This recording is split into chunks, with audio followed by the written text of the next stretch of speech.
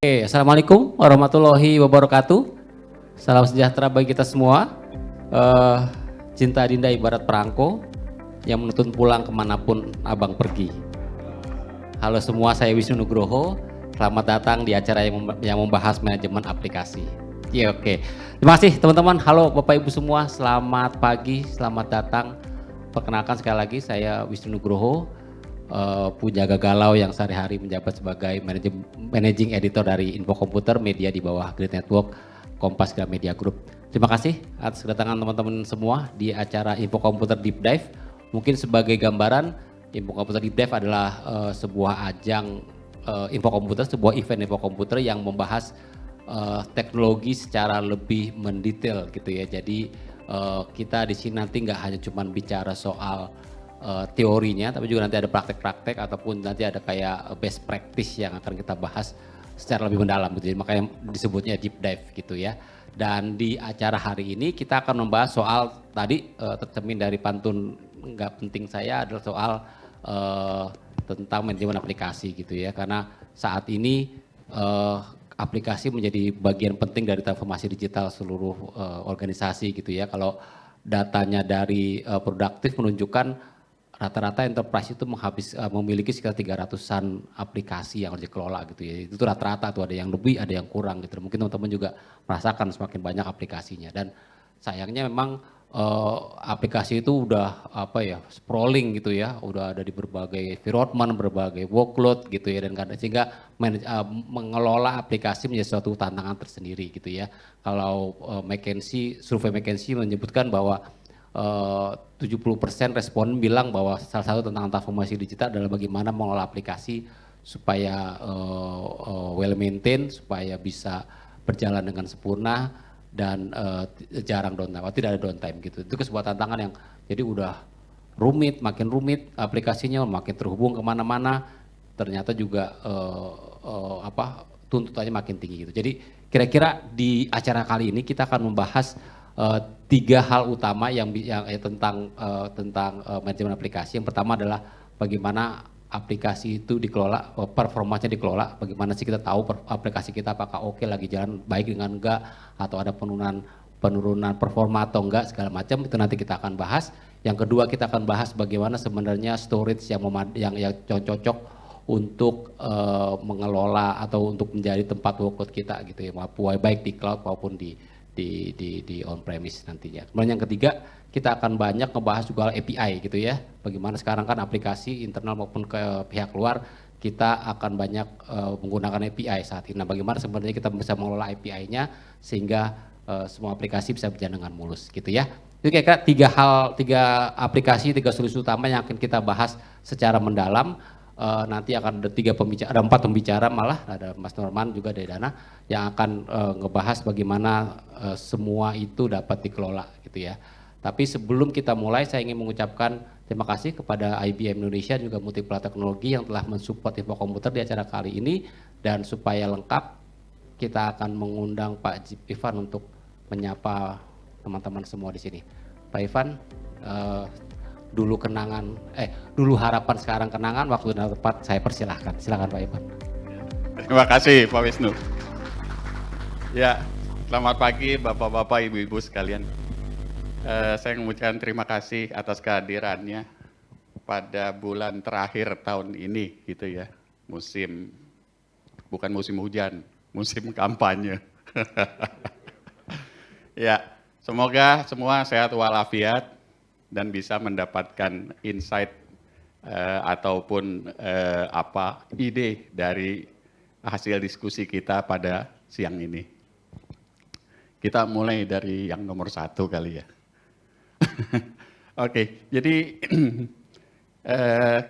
kali ini kita punya tema adalah Building Agile, Modern, and Reliable Digital Services.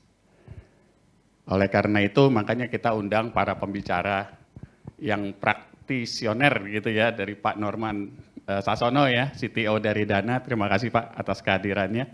Kemudian juga dari IBM, Pak Glenn Christian sebagai arsitek dari IBM. Terima kasih. Juga dari Multipolar, Pak Zulkifli, juga dari Hansen ya sebagai solution spesialis dari multipolar. Ya, terima kasih juga. Jadi kalau kita lihat di sini adalah bagaimana membuat agile, modern, reliable, semualah yang digital services gitu. Kan yang pertama-tama kalau kita tanya, wah Pak kita mesti punya aplikasinya gitu. Terus aplikasinya apa? Macam-macam fiturnya. Wah scalable, nggak pernah mati. Kemudian apa cepat respon time-nya dan macam-macam gitu ya. Terus kalau ditanya, oke kita bikinnya pakai apa? Kita pakai teknologi yang terkini gitu. Mungkin bahasa awamnya saya detailnya nggak terlalu ngerti gitu, cuma sering dengar aja. Pak microservices, Pak itu kontainer Pak, gitu kan? Ya. Tetapi ada satu yang saya juga dengar, bahwa teknologi microservices, kontainer, Kubernetes dan sebagainya, mereka belum bisa menaruh data secara persisten. Artinya kalau udah down jatuh hilang datanya gitu. Nah mungkin disinilah IBM memberikan satu solusi storage penyimpanan data, karena yang semua tadi dibicarain mesti cepat, reliable dan sebagainya, ujung-ujungnya adalah disimpan.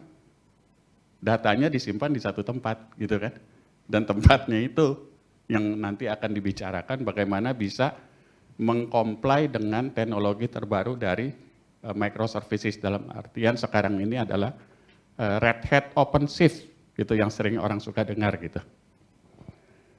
Kemudian yang kedua adalah digital services itu tidak lepas dari ekosistem. Artinya kalau kita bisa bikin sekarang ini semua aplikasi kita pasti diminta bisa terintegrasi dengan pihak manapun. Mintanya begitu pasti. Dari manufacturing ya sambung ke supply chain, ke belakang. Kalau bisa kita integrasi dong, gitu kan, dengan yang supplier-supplier kita. Kedepannya ya saya juga minta bisa terintegrasi dengan distributor, agen, dan sebagainya gitu. Kemudian pembayarannya gimana? Ya dengan bank, gitu kan. Bank pun juga banyak kan, corporate wealth management atau untuk corporate banking dari bank kan ada yang udah sediain API gitu. Ya. Nah di situ juga akan dibahas juga bagaimana mengkomunikasikan dan mengintegrasikan dengan pihak-pihak ketiga gitu ya, atau ekosistem dari suatu enterprise atau perusahaan. Setelah itu jadi, kan tadi diminta tuh nggak boleh 24 jam jatuh. Nah mungkin nanti Pak Norman bisa action juga gitu ya, bisa bantuin. Dana mana bisa boleh mati 24 jam.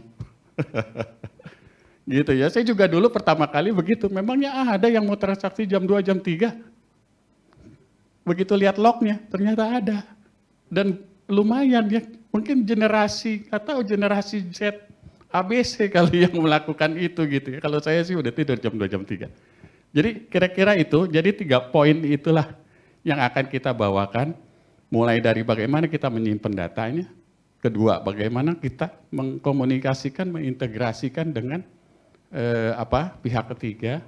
Dan tentunya kita harus bisa monitor performance dari aplikasi kita supaya selalu fit gitu ya. Kalau jam tangan tuh ya jam tangan kesehatan gitu, tinggal lihat berapa nih detak jantung saya, udah jalan berapa lama. Ya analogi simpelnya sih seperti itu. Demikian dari saya, terima kasih, saya kembalikan lagi. Terima kasih Pak Wisnu. Tepuk tangan untuk Pak Jip Ivan atas pembukaannya. Jadi betul ya bahwa sekarang saat ini kita berada dalam sebuah kondisi yang 24 jam gitu ya, itu udah nggak boleh down 24 jam, aplikasi makin sulit dan segala macam. Jadi akan ada banyak tuntutan. Bagaimana menjawab tuntutan tersebut? Nah ini makanya kita akan mengundang Mas Norman Sasono ini. Saya kenal Mas Norman tuh dari berapa Mas? Mungkin belasan tahun yang lalu gitu ya, dari dulu. Kemudian ke Bitsi kita pernah ngobrol bareng juga. Sekarang di Dana kita tahu bahwa sebuah sistem pembayaran yang salah satu mungkin sekarang yang terbesar dia di kalau di Google Play itu yang paling populer gitu. Jadi kebayang berapa jumlah dana ya dan transaksi yang dikelola oleh Mas Norman dan tim. Jadi kita pengen tahu sebenarnya bagaimana sih Mas Norman dan tim Dana mengelola aplikasi tersebut atau mengelola layanan tersebut. Karena itu Mas Norman, saya minta Mas Norman untuk presentasi.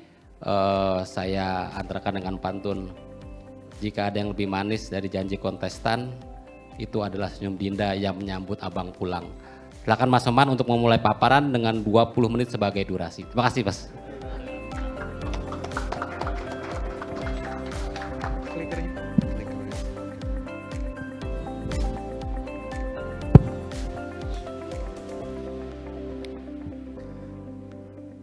Saya nggak bisa pantun. Terima kasih Mas Wisnu, Pak Ivan, ya, teman-teman dari IBM juga, jadi Info Komputer, IBM dan Multipolar. Thank you for inviting me to be presenter this morning, sharing a little bit of what I have experienced gitu. Mudah-mudahan ada manfaatnya gitu ya. Sebelum saya lanjut, mungkin saya mau tanya, ada yang dari bank nggak di sini? Nggak ya? Atau financial industry? Oh, dari bank ya? Oke, dari financial industry yang lain selain bank? Ada ya? Di sana juga. Oke, let me see. Oke, so building digital system is a very complex endeavor. Things will get sophisticated very soon, gitu. To give you a feeling, Dana itu sekarang registered user kita 160 juta orang Indonesia, gitu ya. Dan sekarang kita number one di App Store dan di Play Store.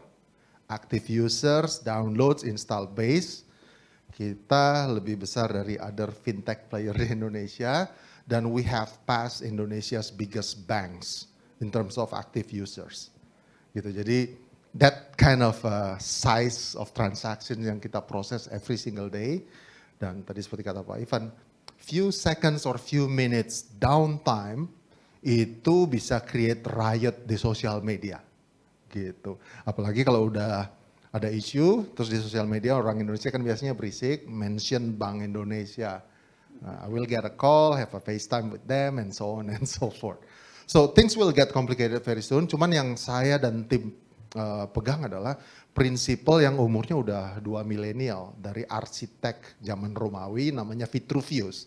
Prinsipal ini yang benar-benar saya pegang gitu. Jadi it's just about utilitas, firmitas, and venustas. Everything else is noise gitu. Jadi utilitas tuh functionality. Pokoknya digital system yang kita mau buat, functional utamanya, purpose-nya itu mau ngapain, we need to ensure it serves that purpose very well. Gitu. Baru kemudian firmitas, how strong is the system gitu. Nah ini kita bicara quality of service, availability, reliability, performance, scalability, resilience maupun security gitu. Dan terakhir venustas atau beauty, UX dari app-nya kita atau how developer friendly is our API. Karena ujung-ujungnya digital service itu kita deliver dalam 2 wujud, aplikasi yang dipakai oleh user atau API yang akan dikonsum oleh partner ataupun aplikasi kita sendiri. Ujung-ujungnya cuma itu.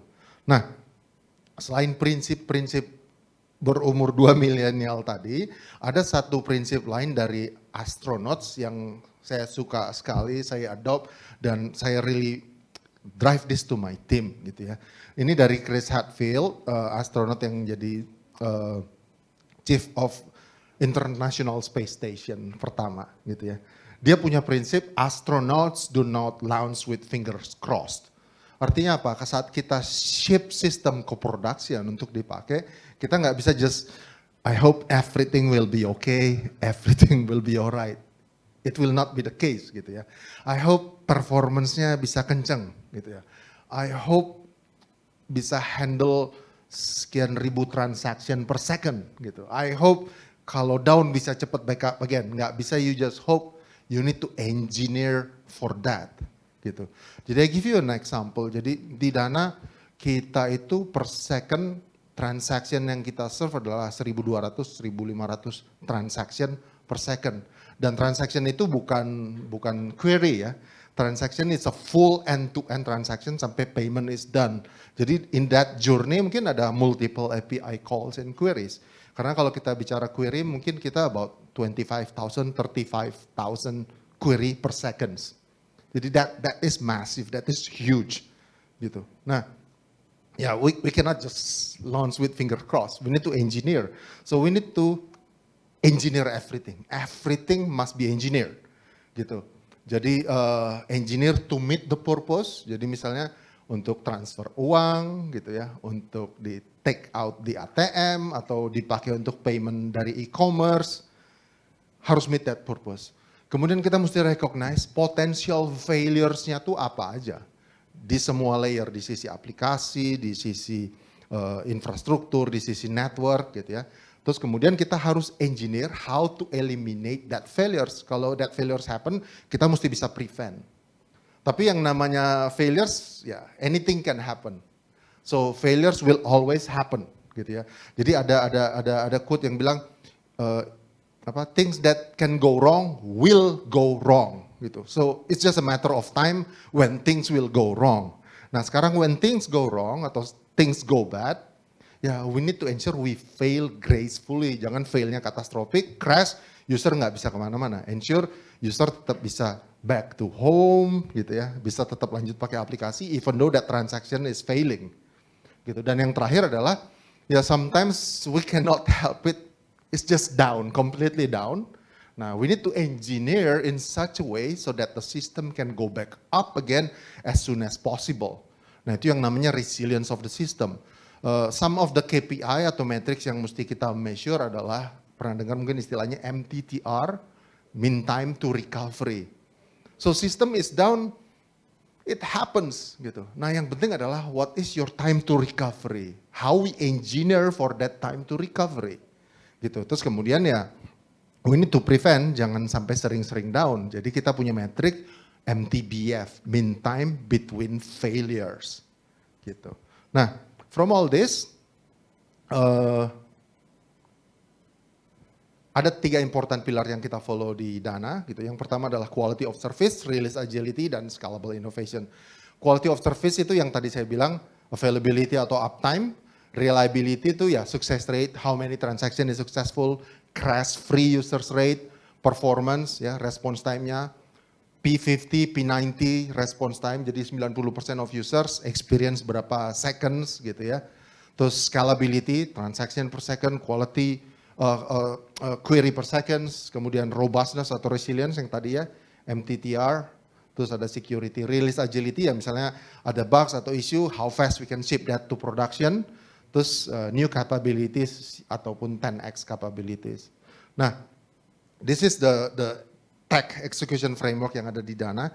Jadi saya not necessarily the one who builds the system. Jadi I define this framework karena I think my task more of I'm building team that will build the system gitu. Because I will lead the people and team yang will build the system. And on top of that, to make the team more productive, we begin to really do a lot of AI and automations in various front. Kemudian ya 3 pilar tadi gitu ya. Kalau kita bisa deliver 3 pilar tadi ya kita bisa deliver best customer experience. Dan kalau customer experience-nya bagus, user will always use our system, will use our app.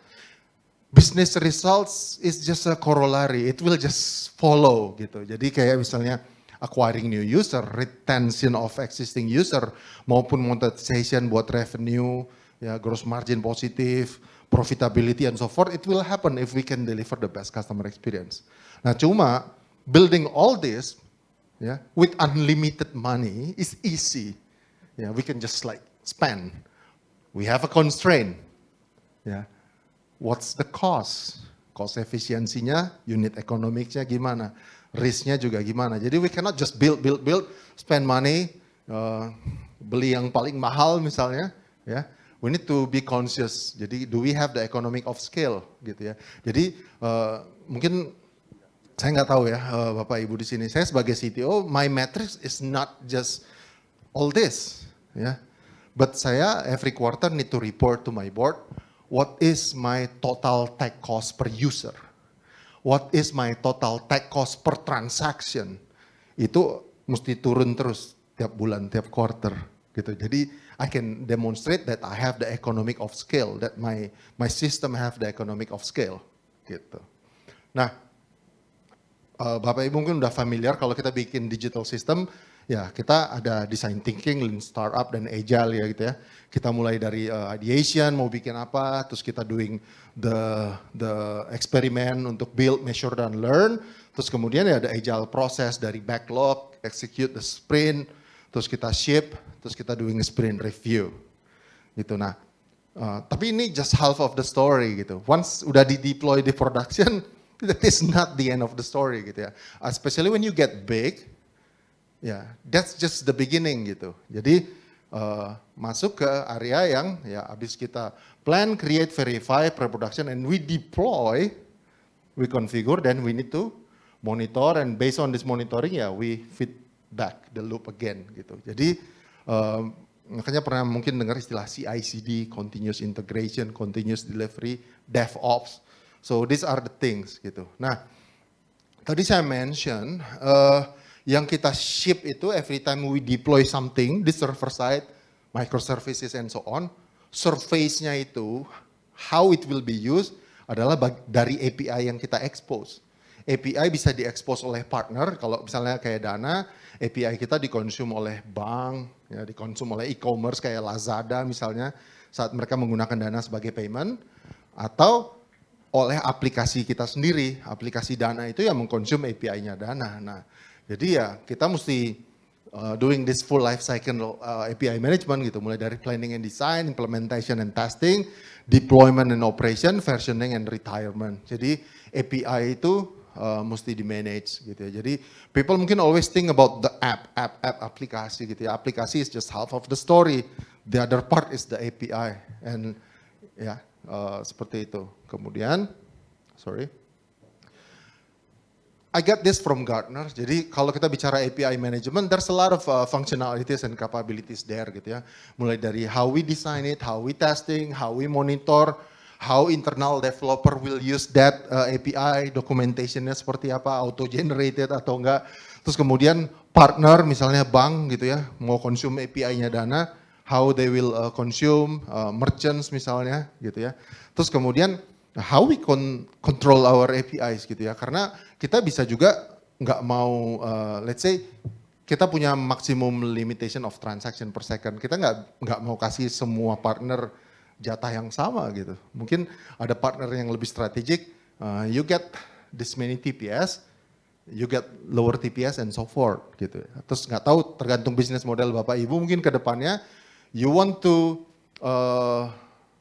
charge or monetize your API gitu ya. And then you want to let's say monitor, let's say satu partner making calls, how many calls gitu ya. Dan kalian akan charge sekian rupiah per API call and so forth. So you need to have an API management system yang capable to do that gitu. Ya karena we're in the API economy today. So that is API. Nah sekarang once udah live di production, we need to be able to measure gitu. Itu yang saya use sebagai title ya. You cannot improve what you cannot measure. Jadi once dia udah live di production, we need to have observability. Jadi kita bisa set metrics, kita bisa define alarms gitu ya. And then based on that we can react gitu ya. Whenever there are issues, whenever there are downtime and so forth gitu. So it can be just an alarm yang human harus react to that alarm, atau kita bisa bikin dia automatic, jadi ada istilahnya no ops, jadi operationnya no ops, jadi nggak perlu human yang interact, karena sistem udah tahu kalau misalnya udah reach this matrix, breach this matrix, the system will react on their own, bisa yang rules based, itu kita sebut no ops. Nah kalau sudah semakin pinter, kita nyebutnya AI ops. Jadi the journey of your observability and monitoring, mungkin you start with measure dulu, ada lognya. Jadi you can learn atau you can react whenever there is an alarm. Terus kalau bisa bikin automation so that no need human to involve whenever there is alarm gitu ya. Jadi misalnya yang saya lagi benar-benar push ke tim adalah capability untuk doing yang namanya self healing. Jadi misalnya ada sistem has issues, dia crashes, how we can force supaya dia bisa restart sendiri atau up lagi sendiri and so forth. Itu jadi no ops. no human intervention in the operation required. Nah, cuman all this bisa jadi ya tradisional berdasarkan rules atau metrics. Misalnya sukses rate-nya di bawah 90%, then we need to do something. Atau something is down for X minutes, then we need to do something. Jadi based on rules. Nah, kalau udah lebih canggih, bukan sekedar dari rules, tapi bisa learn dari pattern. Nah, ini masuk ke area yang namanya AI Ops gitu ya. We are still on our journey to that, tapi ya Bapak Ibu mungkin udah mulai sekarang harus dipikirin bahwa you need to go to have observability first. Karena if you cannot measure, you don't know what's going on in prod, you cannot improve anything gitu. And then ensure you have no ops. After that, ensure you will have AI ops gitu. Dan kita bisa lihat di sini, kadang-kadang alarm juga bisa jadi terlalu berisik gitu ya. Kita bisa set yang mana yang perlu, yang mana enggak. Dashboard, log analytics, baseline anomaly, automation, incident detection, ya. Kemudian capabilities-nya dari yang less mature sampai yang paling mature, mulai dari ingestion, event correlation, root cause analysis, recognition prediction, sampai remedy association. Terus ya, this is a journey map. Ya, basically, let's say if we want to improve gitu ya, response time dari aplikasi kita misalnya untuk 90% of user itu 5 detik gitu. Dan kita bisa ukur, API-nya 700 millisecond kita bisa ukur. Nah, if you don't have this in your system, ya there is no way you can improve gitu. You need to have that observability. Kalian tahu bahwa oke, 90% of our API calls itu 700 millisecond. Nah, it's not good. We want to improve. So you improve your algorithms, you improve your data structure and so forth. And then you release again and then you monitor. Oh, sekarang udah di bawah 500 millisecond. So you can monitor gitu ya. So that's why observability itu penting. Jadi kalau di kita ada di level infrastruktur, we call it IM, infrastructure monitoring. Di layer back-end system, API and so forth, we call APM, application performance monitoring. Terus kalau di level app atau user, kita punya juga user monitoring. Gitu. Jadi ya we need to be able to correlate dari satu user experience the app sampai ke back-end API, sampai ke database, sampai ke network dan server. Kita bisa tahu kalau misalnya user dapat response time yang lambat atau sistem ada problem atau ada transaksi yang failnya tuh di mana kita harus bisa trace back. Ya, once itu udah live, ya kalau bisa orang operation itu kerjanya lebih not monitoring, mantengin alarm terus react to alarm, tapi define what metrics yang mesti dimasukin ke alarm, terus what the system has to do by itself to recover whenever there are alarms trigger gitu. Terus ya maju lagi, implement AI di situ.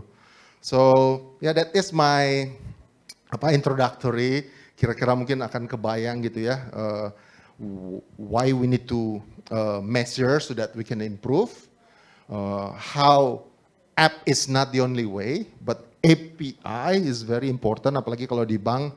Sekarang kan Bank Indonesia punya Snap, ada BI Fast, dan seterusnya. You integrate with partners gitu. Even your app consume your own juga. Jadi API ya, is as important as your app gitu. Dan eventually maybe you want to monetize your API juga. You want to be able to monitor, measure gitu ya, how many API calls being made, terus you want to charge the rupiah or the dollar gitu ya. And then have an observability so that you can have alarm, you can have the numbers, you can improve and so forth gitu.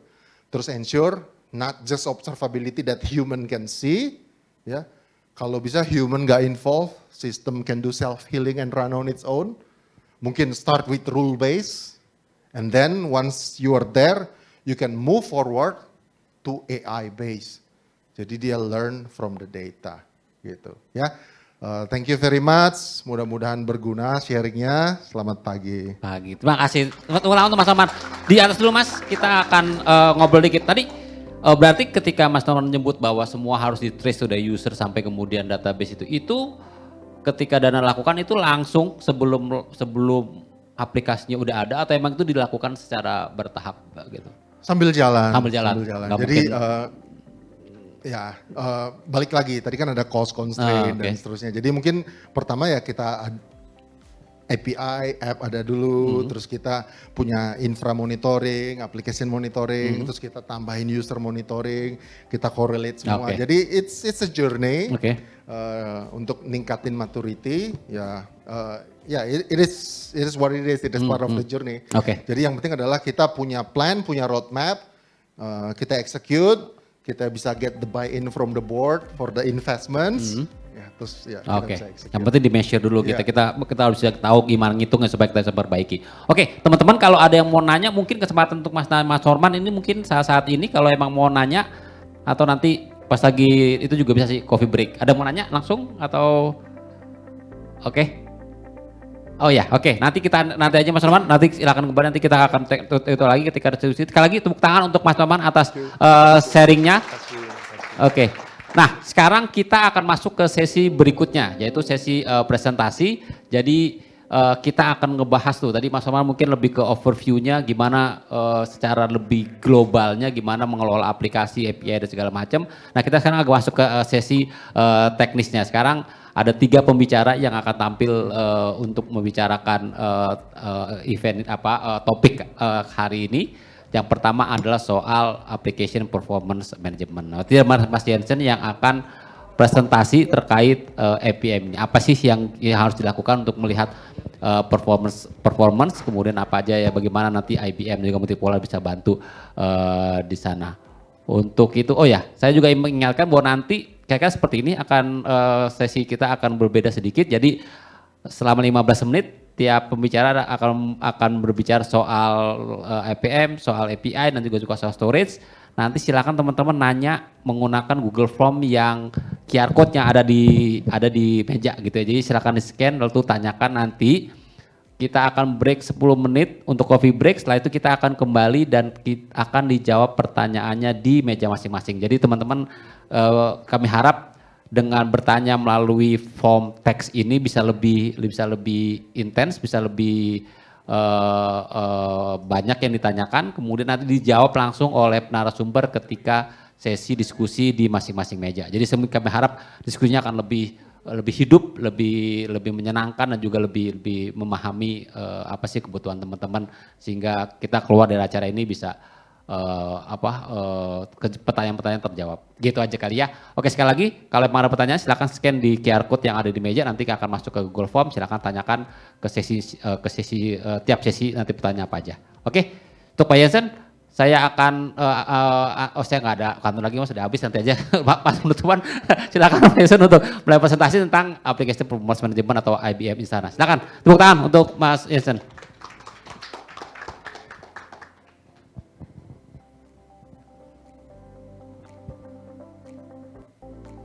Oke, thank you. Selamat pagi Bapak Ibu sekalian. Ya, kali ini saya akan buka terlebih dahulu presentasinya dengan observability ya. Kita akan bicara tentang observability terlebih dahulu. Tadi Pak Norman juga udah sampaikan tentang bagaimana itu manage digital service ya, sesuatu yang tidak mudah ya, sesuatu yang sangat serius dan things will get complicated very soon, dan saya kira itu tepat sekali dan relate ya dengan kehidupan sehari-hari lebih tepatnya gitu, karena kebetulan saya dan tim juga sedang manage sebuah layanan digital ya, layanan digital yang cukup besar dan cukup banyak penggunanya di negara kita gitu, dan setiap kali terjadi problem ya impact-nya luar biasa besar, impact-nya juga sangat-sangat ini ya, sangat-sangat dirasakan baik dari sisi company maupun juga dari sisi customer, pengguna, nasabah ya dalam hal ini gitu, dan ya ini ya intinya ini menjadi sesuatu yang sangat serius ya, dan yang terpikirkan juga ya ketika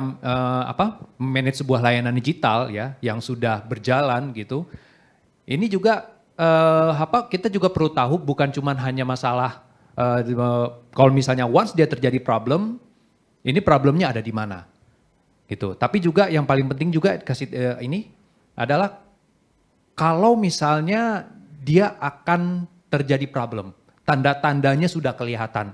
Nah, maunya kan kita kan langsung dapat ini ya, pemberitahuan, notifikasi terlebih dahulu misalnya seperti itu. Ya, jadi bukan lagi kita bereaksi terhadap permasalahan, bukan lagi kita bereaksi terhadap alarm, tetapi kita sudah bisa gerak duluan kalau misalnya udah mulai terjadi sesuatu. Oke, jadi saya kira mungkin itu adalah hal-hal yang mungkin sedikit teknikal.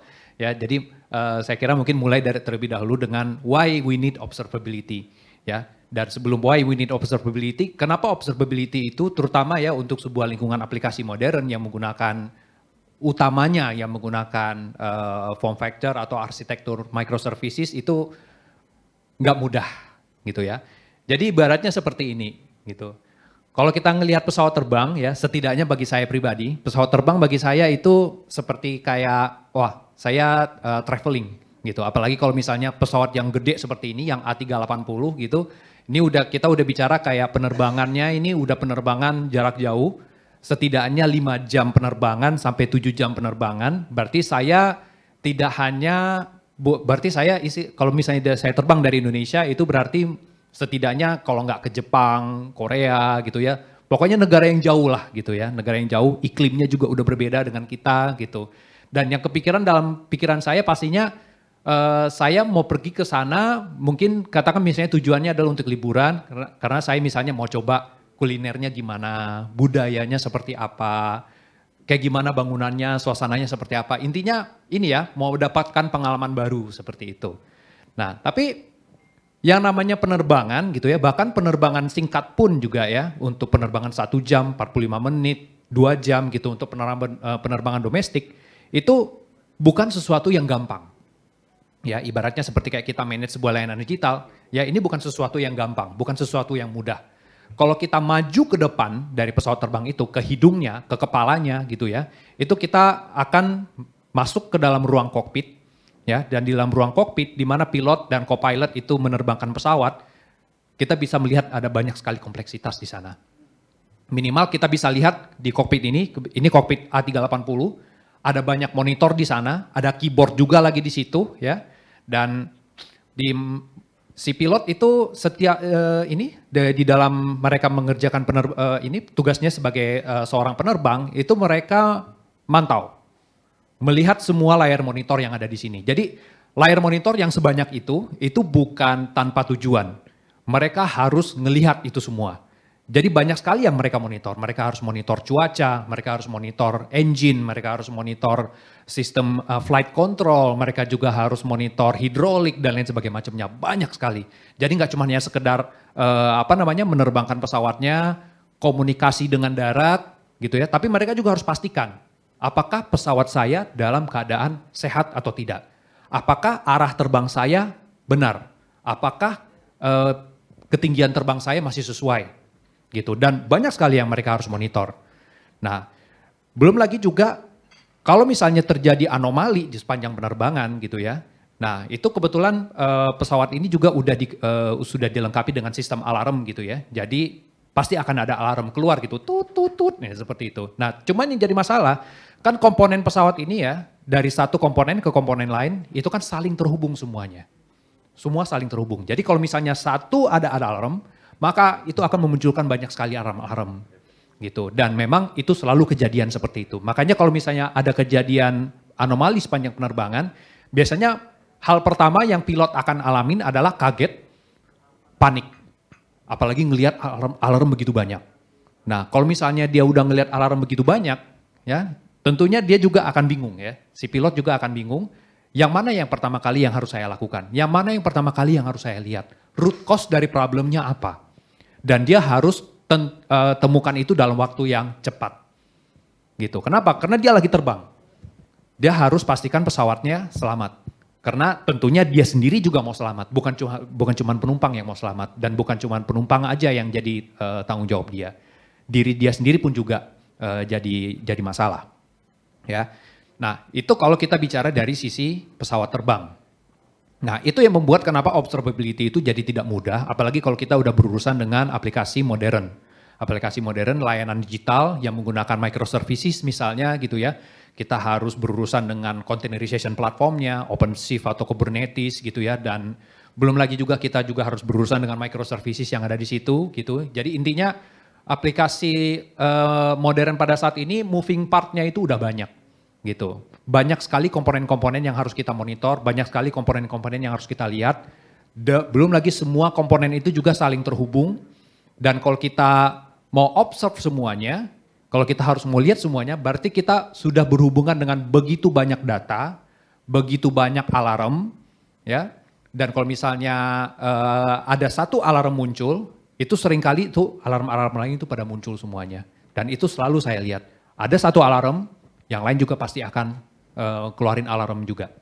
Akhirnya sea of alarm, banyak sekali alarmnya. Gitu. Nah makanya seperti yang dibilang sama Pak Norman tadi, wah alarm ini kadang-kadang berisik, ya memang berisik seperti itu. Gitu. Saking berisiknya dia, kita pun juga jadi nggak tahu sebenarnya root cause-nya yang mana sih. Gitu.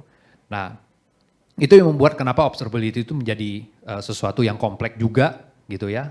Bahkan bisa menjadi sekompleks aplikasinya juga. Nah jadi kenapa observability itu juga penting ya? Karena saya kira mungkin untuk zaman sekarang aplikasi itu atau layanan digital itu udah ibarat seperti kayak supermarket. Ya mungkin sekarang udah hypermarket itu bukan lagi sebuah tren ya. Tapi minimal supermarket gitu ya. Jadi kayak semacam kalau di dalam supermarket gitu biasanya yang selalu saya perhatikan itu adalah kasirnya gitu. Nah karena saya kebetulan orangnya saya orangnya nggak sabaran gitu ya. Jadi kalau misalnya saya ngelihat kasirnya kerjanya lama, antriannya panjang, wah tuh rasanya tuh udah gimana gitu ya, udah males gitu ya. Coba ke kasir yang lain, cari kasir yang paling sepi gitu supaya saya bisa cepat keluar dari supermarket ini dan bisa pulang dan kemudian bisa saya olah lah gitu ya, apa yang saya belanjakan di supermarket misalnya seperti itu gitu. Nah semakin lama si kasir bekerja, semakin panjang antrian, nah itu biasanya udah bikin customer experience yang tidak baik buat si pelanggan. Nah bukan cuma hanya bicara soal kasir. Kalau misalnya gitu ya, supermarketnya kebetulan ini mungkin agak lebih gede gitu ya. Dan kemudian kita kesulitan gitu untuk mencari barang yang kita butuhkan. Nah kalau misalnya si supermarket itu mungkin papannya mungkin tanda-tandanya itu nggak jelas gitu ya, atau mungkin mau mencari mas-masnya atau mbak-mbaknya gitu ya, untuk kita bertanya gitu, mungkin entah di mana gitu, atau mungkin kalau misalnya kita ketemu tapi ternyata misalnya dia mungkin nggak tahu atau menjawabnya lambat, lagi-lagi itu kan juga kan customer experience juga, wah ini gimana nih gitu kan, susah juga nih mau belanja di sini. Nah itu dari sisi customer experience. Nah jadi kalau bicara soal customer experience gitu ya, nah ini kebetulan agak jumble up gitu ya. Jadi maksudnya di sini adalah kalau ini bicara soal 1 second impact, 1 second latency impact gitu. Ya, jadi kalau misalnya tadi Pak Norman udah bicara soal 1 menit downtime. Nah kita nggak bicara soal downtime dulu. Sebelum downtime kita bicara soal latency dulu. 1 menit telat memproses. Yang biasanya kalau yang nggak tahu ya, kalau untuk sesuai dengan data research dari IDC gitu ya, 1 second telat, nah itu biasanya customer itu akan berpikir untuk saya coba yang lain deh, saya coba ke aplikasi lain deh, gitu. Atau kalau misalnya 1 second telat, bahkan kadang-kadang itu juga si customer juga akan berpikir untuk bintang 1 review. Gitu di sosial media kayak atau misalnya di App Store ya seperti itu. Ya jadi impact-nya tuh ada di sana. Ya, customer experience. Nah, makanya delay selama 1 second itu berarti sekali. Nah, itulah yang membuat kenapa kok observability itu menjadi sesuatu yang penting. Nah, jadi karena kita harus jaga si aplikasi bukan cuma hanya downtime tapi dia juga harus responsif, cepat gitu ya, nggak lemot ya supaya customer nggak beralih ke platform lain misalnya atau ke layanan digital yang lain gitu. Nah ini membuat tim IT itu nggak bisa lagi secara reaktif. Jadi maksudnya secara reaktif itu kalau misalnya nggak bisa lagi cuma hanya sekedar nunggu alarm kemudian baru bekerja. Nggak bisa seperti itu. Ya, tetapi juga tim IT itu juga harus proaktif. Ya, jadi maksudnya proaktif itu secara proaktif monitor aplikasinya, layanan digitalnya. dan segera merespon kalau misalnya ada ketemu anomali. Kalau misalnya ada sesuatu yang di luar dugaan, sesuatu tanda-tanda yang yang bisa jadi tanda kalau wah ini bakal jadi problem nih, bakal terjadi problem atau bakal downtime atau apa segala macam gitu. Nah, dan tentunya juga sekali lagi ini kan butuh pengalaman, ini juga butuh expertise dan tidak semua anggota tim punya kemampuan seperti itu. Untuk itu kita butuh solusi observability. Dan untuk itulah juga kenapa observability itu juga penting. Ya, karena kita mau jaga pengalaman customer experience kita supaya tidak terganggu lah seperti itu. Sehingga aplikasi kita pun juga jadi dianggap lemot, jelek dan lain sebagainya. Bukan itu yang kita mau. Ya. Nah, sekarang apa yang Instana bisa jawab mengenai kompleksitas dari observability yang sudah saya sampaikan tadi. Jadi mungkin sebelum bicara soal itu, ya pertama kali kita lihat dulu Instana itu apa sih, gitu ya. Jadi Instana itu sebenarnya bagian dari solusi AIOps IBM. Gitu. Tadi kebetulan Pak Norman juga udah sampaikan tentang AIOps dan mengapa AIOps itu diperlukan, gitu ya. Jadi bukan hanya sekedar monitoring aja, melihat, memantau, observe, tapi juga diinginkan ada otomatisasi di sana sehingga aplikasi bisa berjalan secara autopilot, ya kira-kira seperti itu kalau saya summary-kan ya.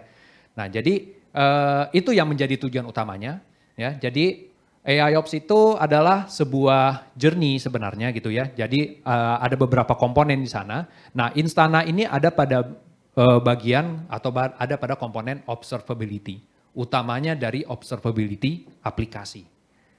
Ya, untuk observability network itu ada solusi lain itu namanya SafeOne, ya. Dan kemudian untuk dari sisi resource itu ada Turbonomic dan kemudian untuk dari sisi menggabungkan semuanya, ya. Jadi kita masuk kepada otomatisasi tahap lanjut itu ada yang namanya Cloud Pak for AIOps atau AIOps Insights.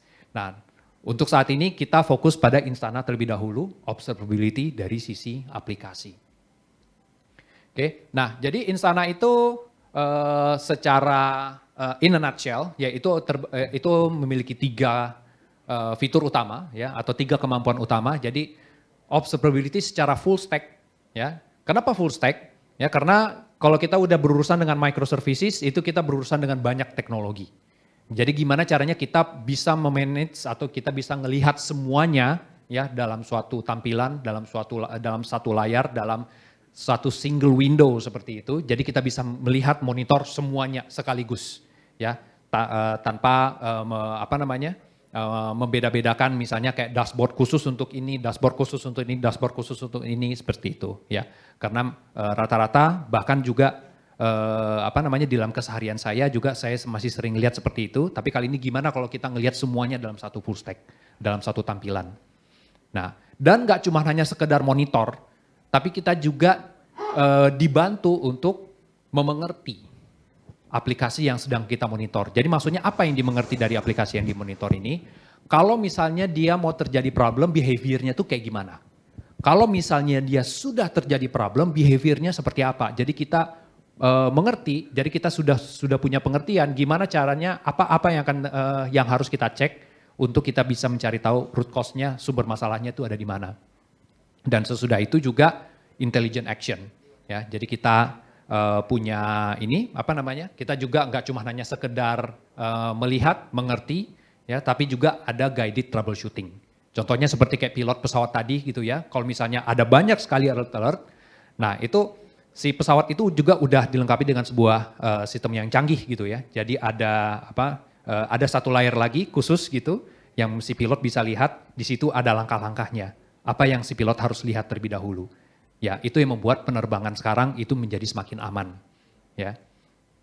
Kemudian nah, ini tadi full stack visibility, ya. Saya kira saya mungkin akan jelaskan ini secara technical dan mungkin secara deep dive nanti pada saat diskusi roundtable, ya. Tapi ini adalah salah satu contoh layar, ya, yang bisa kita lihat semua server itu dimonitor, Semua server yang kita lihat yang memiliki teknologi yang berbeda-beda itu semua termonitor, dan kalau misalnya ada masalah gitu ya, ini nanti warna-warni ya, ada warna merah, ada warna kuning, jadi kita bisa lihat semuanya.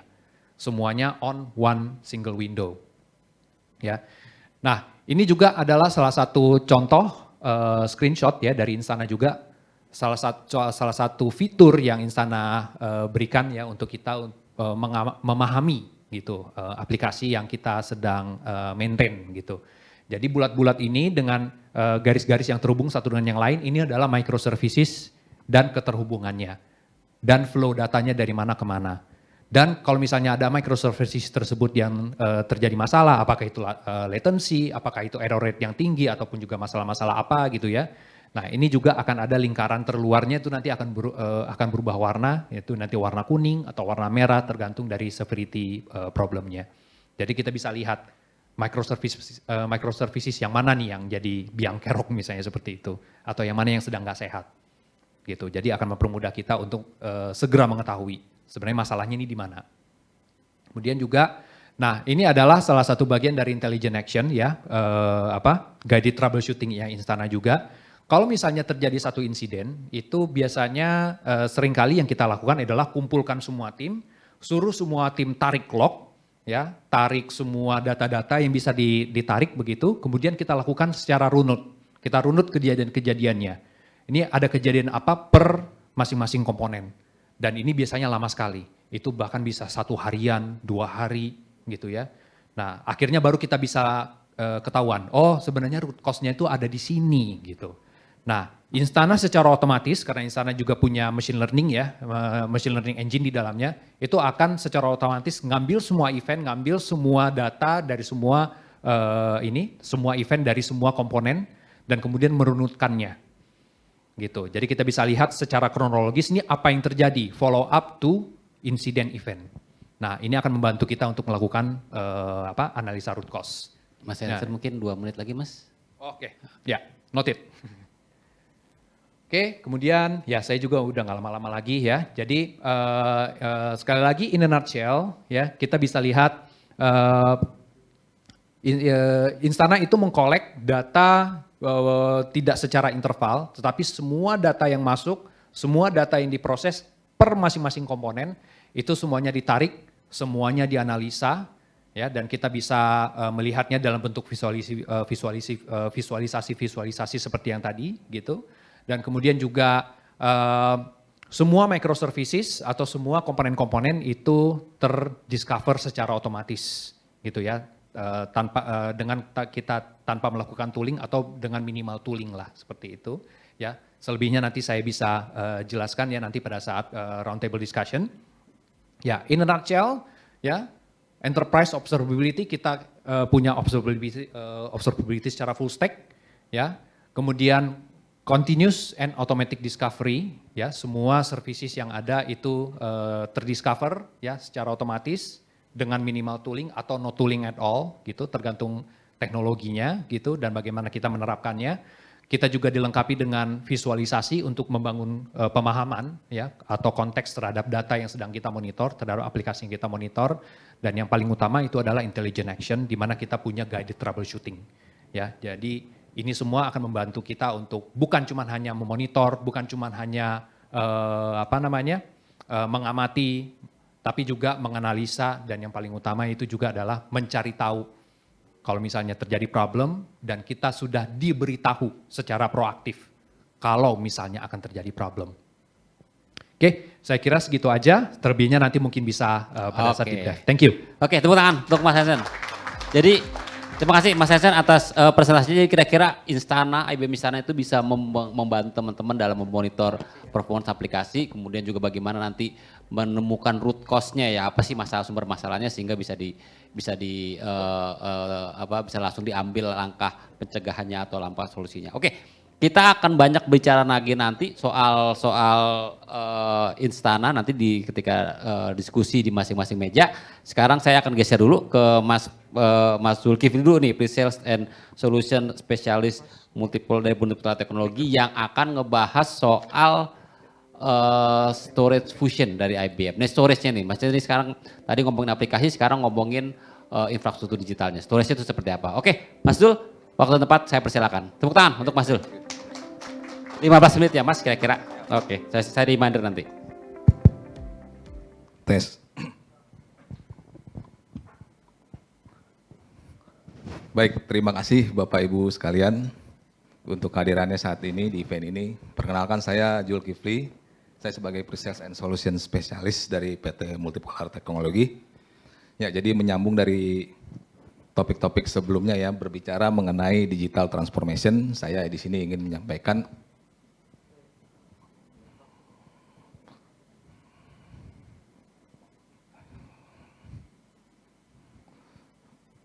agak delay. Saya ingin menyampaikan beberapa poin penting ya, dan ini saya untuk topik kali ini saya ingin memaparkan empowering digital transformation dan modernizing data management with IBM Storage Fusion.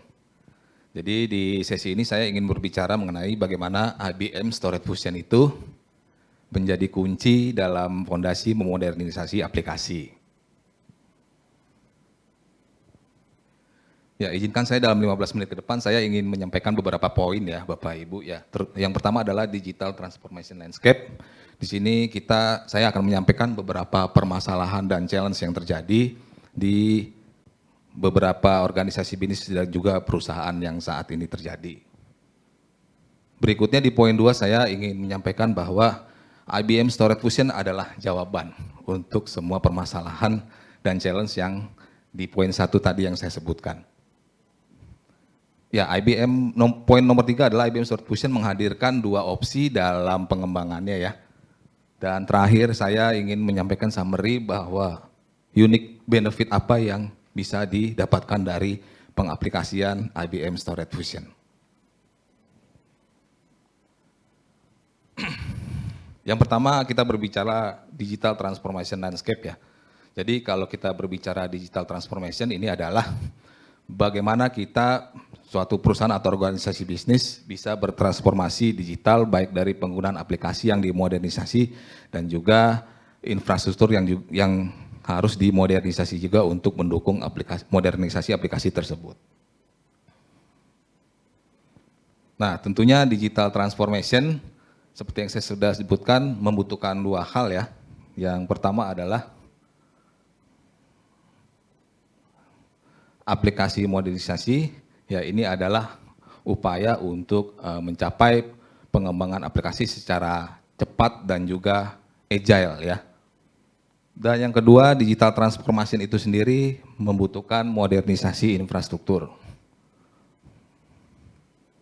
Yang mana modernisasi infrastruktur itu sendiri adalah upaya dalam mencapai atau mempercepat kemampuan dari aplikasi modernisasi itu.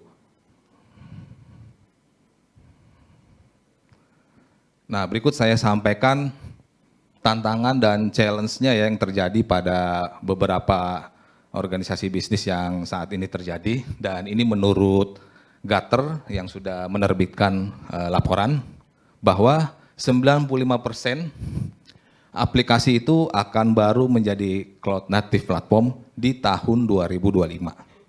Ya. Namun kenyataannya adalah menurut survei yang dilakukan BCG juga bahwa 70% transformasi digital itu menemui kegagalan untuk objektifnya ya, seperti itu ya. Hal ini disebabkan antara lain bahwa adanya kekurangan skill atau kompetensi di bidang kontainerisasi. Lalu tersedianya atau banyaknya kompleksitas tools-tools yang tersedia saat ini. Dan terakhir adalah waktu yang dibutuhkan cukup lama untuk mencapai aplikasi tersebut agar run di production.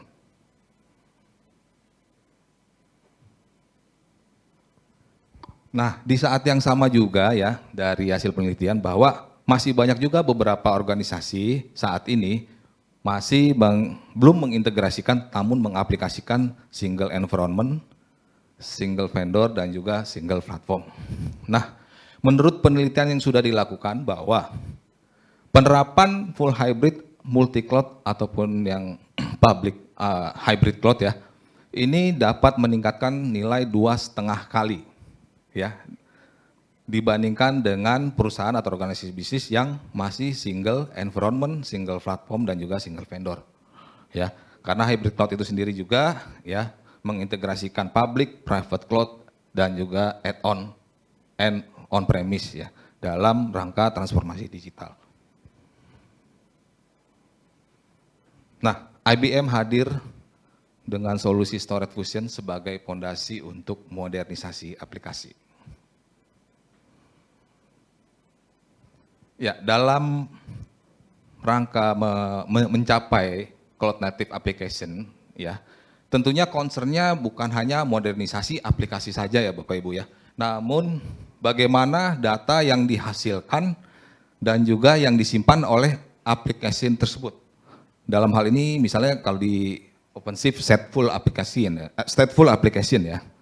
Nah, concern inilah yang bisa dipenuhi dengan penggabungan solusi IBM Storage Fusion dan juga OpenShift, Red Hat OpenShift.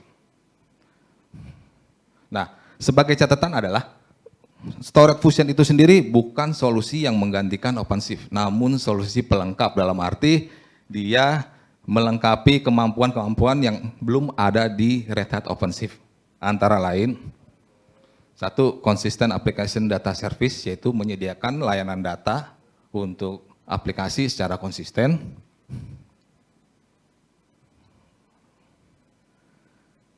Nah, ini adalah yang terbaiknya adalah dia terintegrasi langsung dengan OpenShift ya. Jadi bukan yang third party. Dapat berjalan dimanapun OpenShift berjalan. OpenShift mau berjalan dimanapun, Storage Fusion itu sendiri tetaplah kompatibel dan dapat berjalan ya. Dan IBM Storage Fusion itu sendiri memastikan bahwa aplikasi yang berjalan di OpenShift tetap akan berjalan juga di IBM Storage Fusion. Nah, apa yang diperlukan atau apa yang dihadirkan dalam Storage Fusion untuk memenuhi ekspektasi yang tadi telah disebutkan. Nah, dalam IBM Storage Fusion itu sendiri kita menyebutnya dengan the version 5 ya. Yang mana ini adalah 5 pilar yang sudah menjadi dasar atau built-in dari IBM Storage Fusion itu sendiri. Yang pertama adalah persisten. Jadi persisten ini adalah IBM Storage Fusion mendeliver penyediaan data dan akses penyimpanan data secara automation. Artinya di sini kalau Bapak Ibu ada developer ya, jadi tidak perlu lagi yang namanya request open ticket untuk menyediakan persistent volume ya. Cukup dengan menulis beberapa baris kode. Lalu yang kedua, resilience. Tadi seperti disampaikan di pengantar di depan bahwa resilient ini adalah Storage Fusion memastikan data tetap tersedia, ya, sekalipun terjadi downtime atau kegagalan pada sistem dan platformnya. Security, yang ketiga adalah security. Security ini adalah IBM Storage Fusion menyediakan encrypted data, retention, dan recovery. Jadi secara umum IBM Storage Fusion memastikan bahwa data yang tepat dengan role yang tepat ya dan akses yang tepat. Dan juga beberapa best practice yang tersedia dalam rangka memenuhi compliance atau security pada aplikasi tersebut. Pilar keempat ini adalah mobility ya. Jadi aplikasi yang berjalan ya bisa berpindah dari lingkungan edge to core to cloud juga. Terakhir adalah cataloging. Ya, IBM Storage Fusion menyediakan katalogisasi data untuk memastikan data yang tersedia tepat kepada seorang data scientist. Ya. Nah, dengan capability tersebut, Storage Fusion tidak hanya menghadirkan atau menyediakan solusi untuk platform modernisasi saja dan aplikasi modernisasi saja. Namun juga database, logging, dan monitoring. AI, machine learning, dan data analytic pipelines. Dan terakhir juga enhance untuk IBM Cloud Paks. Jadi ini solusi storage yang tepat dan kompatibel untuk IBM Cloud Paks. Mungkin ini akan dibicarakan di sesi selanjutnya ya. Yang ketiga, saya ingin menyampaikan beberapa opsi deploy untuk IBM Storage Fusion itu sendiri ya.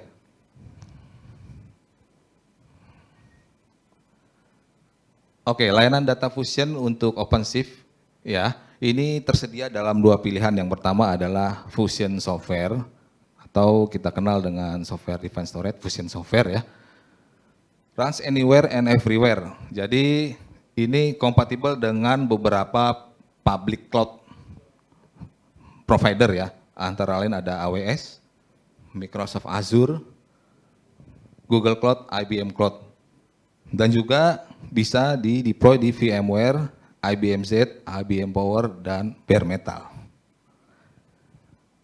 Berikutnya, IBM Storage Fusion juga menghadirkan solusi dengan on-prem, yang mana untuk Fusion ini dihadirkan dengan format HCI system, ya.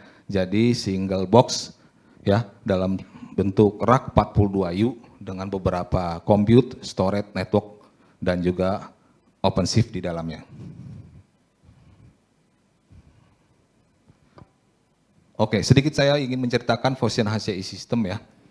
Ini di-deliver dalam satu box, satu rak ya, dengan dimensi 42U ya. Dan satu box ini bisa terdiri dari beberapa cluster. Dan tentunya mirip dengan HCI pada umumnya ya. Jadi ada komponen hardware, sistem operasi, tentunya pasti Fusion Data Service. Dan terakhir adalah fungsinya ada life cycle management, di mana ini ada untuk monitoring, utilisasi, dan sebagainya. Nah, tentunya dengan Fusion HCI System ini, ya, IBM Storage Fusion menawarkan kemampuan untuk mengkonsolidasi dan men-centralize manajemen cluster, lalu mendeliver cluster on demand, menyederhanakan maintenance, dan juga menyediakan layanan HA dan DR yang komplit. Nah, tentunya untuk konfigurasinya itu sendiri cukup fleksibel ya. Dari IBM sendiri menyediakan 3 pilihan konfigurasi yang fleksibel. Yang paling minim itu adalah 6 node fusion. Ya, jadi dalam satu rak itu ada 6 node dengan usable capacity-nya 55 TB ya. 96 core. Terus yang level mid ya, dalam satu rak itu maksimal satu rak ada 16 node fusion. Ya, dengan usable storage. Di sini storage-nya usable ya, bukan raw ya. 716 TB dengan jumlah core 1024 core. Mas Jel, 2 menit lagi. 2 menit lagi, Mas. Oke, noted Pak. Ya, dan terakhir maksimal adalah 48 node fusion dan ini kombinasi 3 rak ya, dalam 3 rak. Dengan usable storage-nya 2148 dan jumlah core 3072. Oke, sedikit saya ingin menyampaikan ketentuan license yang ini sudah dirilis per tahun 2023 ya, bahwa ada 3 kelompok license di sini. Yang pertama Fusion Starter, yang mana ini free, artinya ini sebenarnya trial ya. Jadi the service dan capability-nya semua dapat ya, baik Fusion Starter, Advanced dan juga Advanced Enterprise. Namun yang membedakan untuk Starter, kapasitinya maksimal 6 TB. Maksimal 6 TB dihitung per cluster. Ya. Fusion Advanced itu dihitung per VVC, namun hitungan kapasitinya adalah per cluster 12 TB. Nah, yang membedakan dengan yang Advanced Enterprise adalah untuk Enterprise perbedaannya adalah dia per VVC di-provide 2 TB maksimal. Jadi tinggal Bapak Ibu hitung saja berapa jumlah VVC-nya, tinggal dikalikan 2 TB. Oke, saya summary-kan dari apa yang sudah saya sampaikan.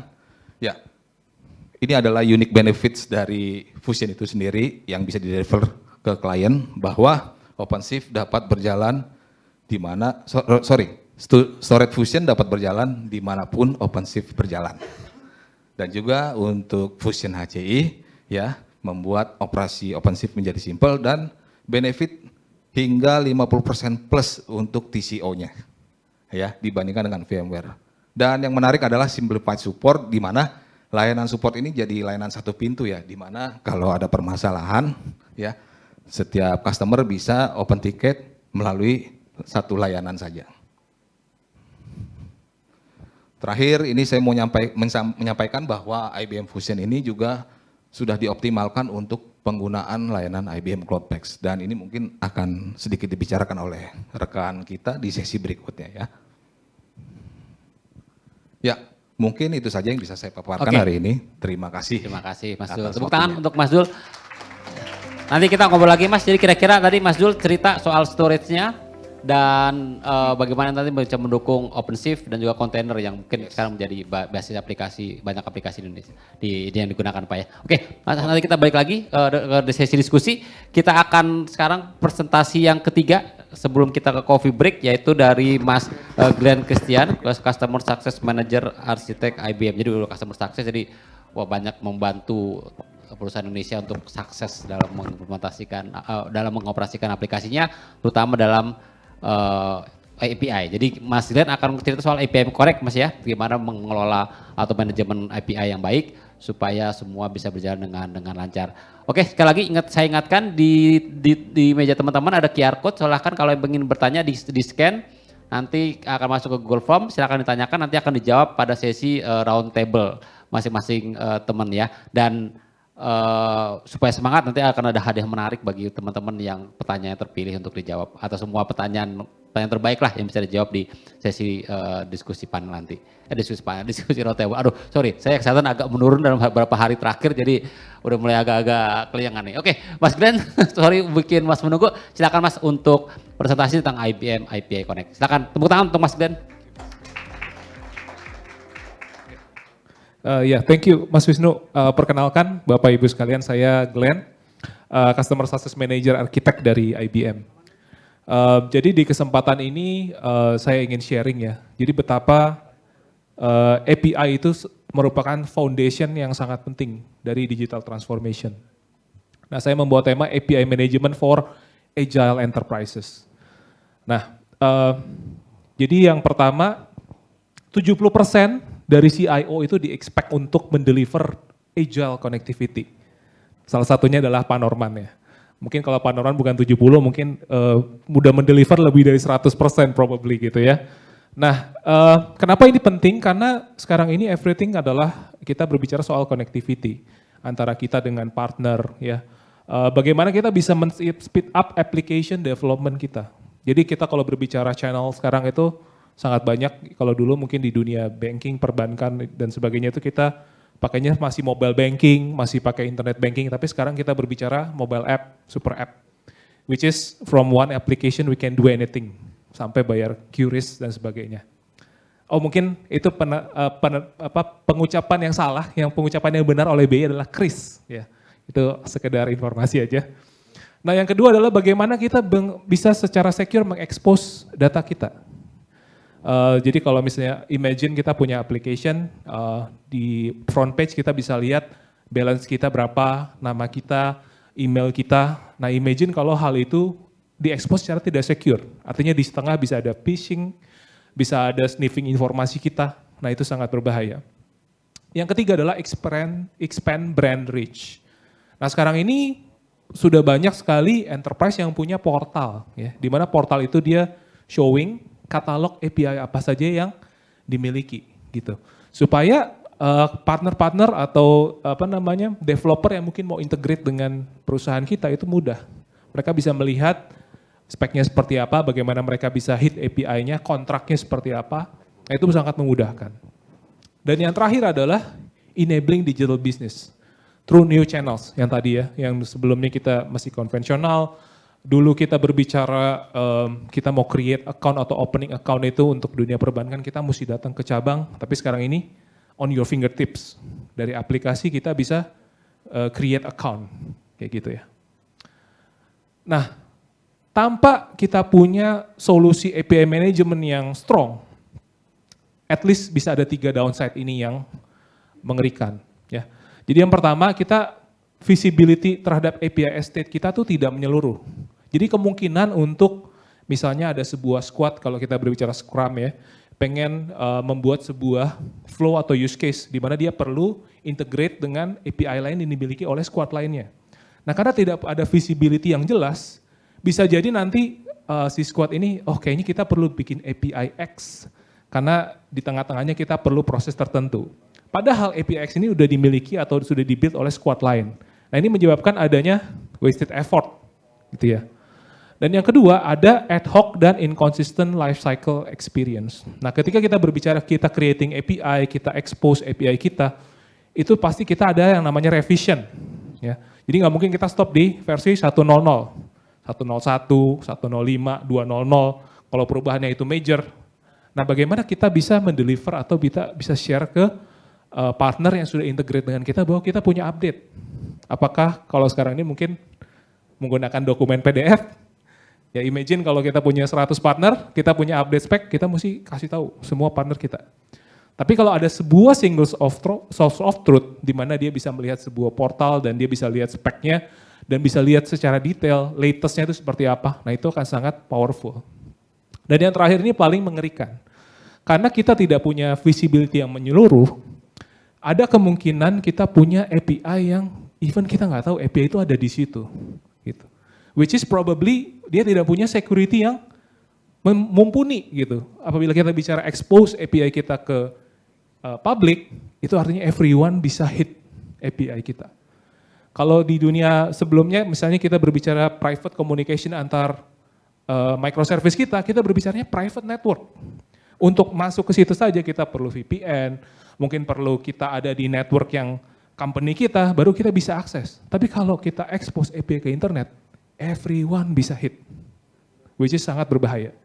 Kalau kita nggak menerapkan security yang mumpuni, wah siap-siap cyber attack, which is bisa intangible dan tangible outcome.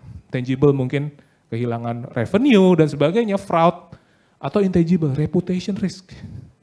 Building reputation itu tidak mudah. Apabila kita sudah kehilangan, untuk kita bisa gain customer trust back, itu sangat sulit.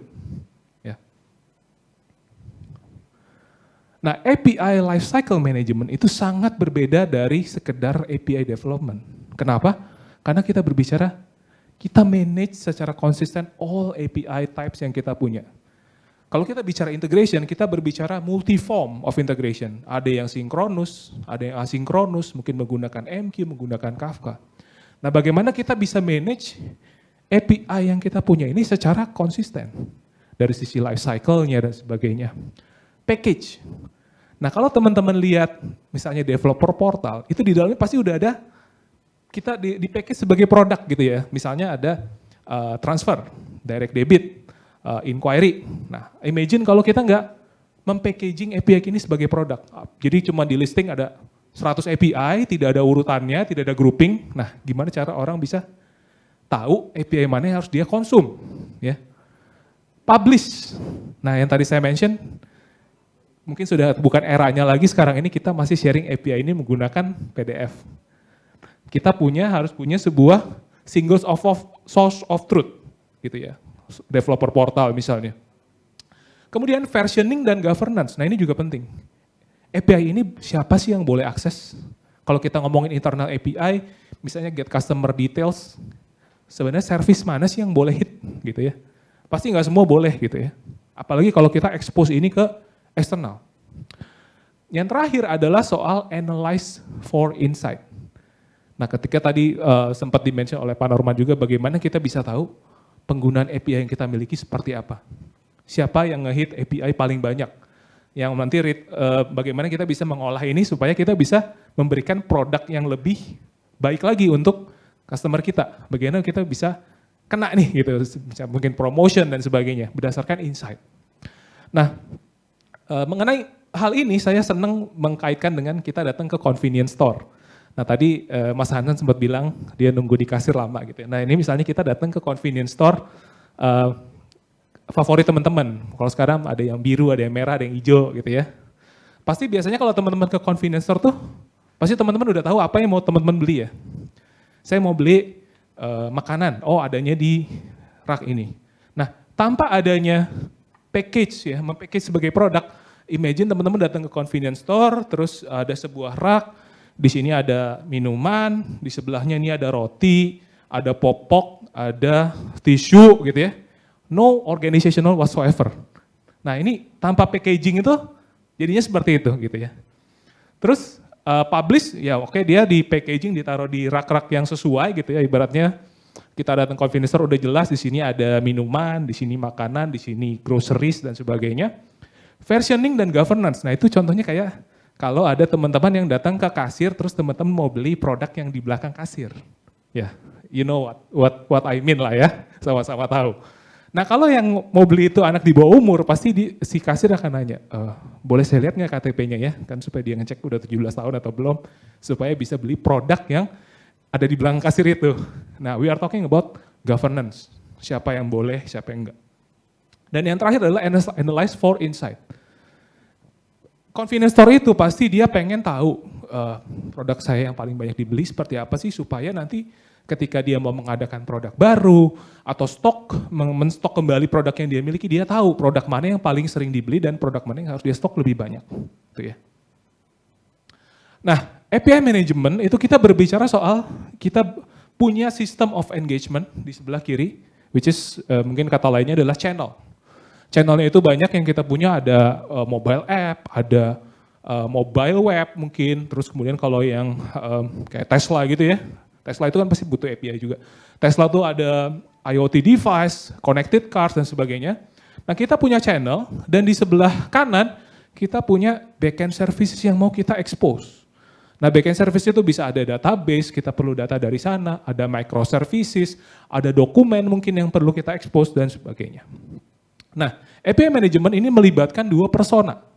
Yang kanan adalah API providers, which is teman-teman mungkin ya yang create API, testing, ketika testingnya udah sesuai, positif negatif case sudah terpenuhi, teman-teman akan publish itu, menerapkan security yang mumpuni ya. Kalau kita berbicara open API, berarti kita udah pakai OAuth, udah pakai signature, enkripsi dan sebagainya. Kemudian kita manage API-nya. Kita terapkan life cycle, governance. Dan setelah kita publish itu, maka API consumer mulai bisa melihat, oh ini API yang dipublish. Dia bisa discover. Dia bisa consume API-nya. Dan dia bisa monitor juga penggunaannya. Gitu ya. Nah, seiring dengan berkembangnya digital transformation dan API management, maka kontrak atau misalnya tipe-tipe protokol yang dilayani pun semakin banyak. Mungkin yang paling common dengan teman-teman yang dua di awal nih, REST API dan XML. Ya. Jadi pasti teman-teman punya yang service-service yang modern, oh ini udah pakai JSON nih, gitu ya. Tapi yang masih agak lama-lama yang mungkin integrate ke core banking misalnya, itu masih pakai XML gitu. Nah tapi seiring berkembangnya waktu, ada yang namanya GraphQL. GraphQL ini adalah future of REST. Jadi di mana dia optimize banget, jadi bisa single call untuk mendapatkan data dari multiple source of records. Terus kita berbicara juga ada asynchronous communication menggunakan Kafka. Dan juga ada WebSockets. Nah, ketika kita berbicara API management, sebenarnya kita berbicara bukan hanya gateway poinnya di dalamnya, tapi multiple components. API gateway itu yang seperti kita tahu fungsinya untuk routing, traffic management, menerapkan security ya. Jadi biasanya di layer gateway itu kita memvalidasi payload yang masuk sebelum ketika sudah lolos gitu ya, divalidasi baru kita terusin ke underlying service yang akan serving. Dan juga translation.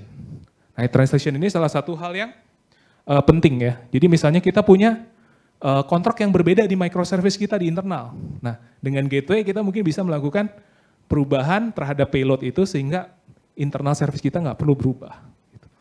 Kemudian kita berbicara ada portal. Nah ini yang saya mention tadi single source of truth.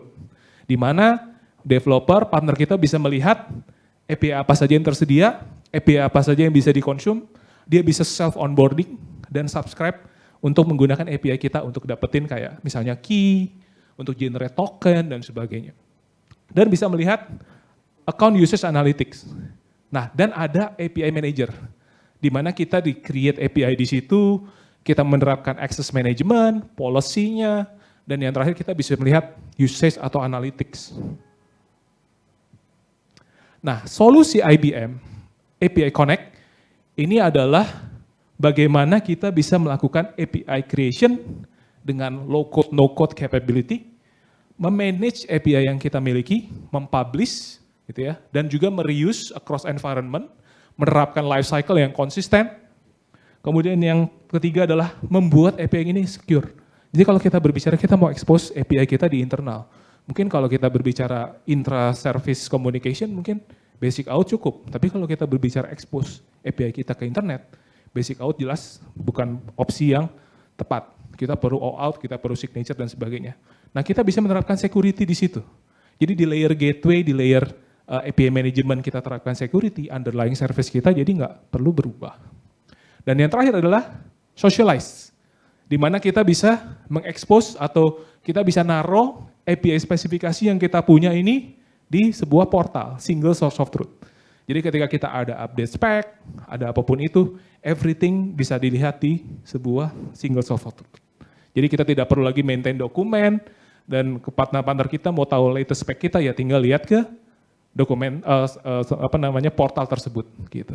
Mas Windu, saya punya waktu berapa menit lagi? 1 menit lagi deh Mas, 1 menit bisa. lagi. Oke. Nah, pertanyaan berikutnya adalah bagaimana kita manage API in a hybrid world. Ya, sekarang ini semua udah embracing mungkin hyperscalers. Mungkin ada workload yang masih running di on-prem teman-teman, tapi ada workload juga yang running udah di hyperscalers. Nah, bagaimana kita bisa memanage lifecycle API di environment yang berbeda-beda? Which is yang akan dibahas di part 2 nanti ketika kita roundtable. Mungkin itu aja, saya stop di sini. Thank you. Oke, terima kasih. Tepuk tangan untuk Mas Glenn atas sharingnya Mas, thank you. Jadi tadi kira-kira udah kebayang ya IBM API Connect seperti apa, jadi bantu untuk teman-teman create, manage maupun tadi mempublish atau mensosialize API-nya ke pihak ketiga. Oke, itu kira-kira bridging untuk nanti diskusi di tiap meja. Jadi saat ini kita akan rehat sebentar, 10 menit untuk rehat. Teman-teman bisa keluar untuk coffee break maupun juga toilet break. Nanti 10 menit lagi kita akan kembali dan kita akan melakukan sesi berikutnya yaitu diskusi di tiap meja. Jadi pertanyaan-pertanyaan tadi yang udah masuk akan kami coba jawab oleh masing-masing pembicara di meja masing-masing sehingga nanti kita bisa diskusi lebih dalam lagi. Kalau masih ada pertanyaan yang belum diajukan silakan scan dulu itu QR code yang ada di meja, nanti kita akan berdiskusikan ketika roundtable nanti. Dan teman-teman nanti akan ada hadiah menarik bagi pertanyaan terbaik yang masuk. Gitu-gitu ya, 10 menit lagi kita kembali ke sini, silakan untuk ke luar ruangan untuk mengambil snack ataupun juga melakukan toilet break. Kita tunggu 10 menit lagi. Oke, terima kasih.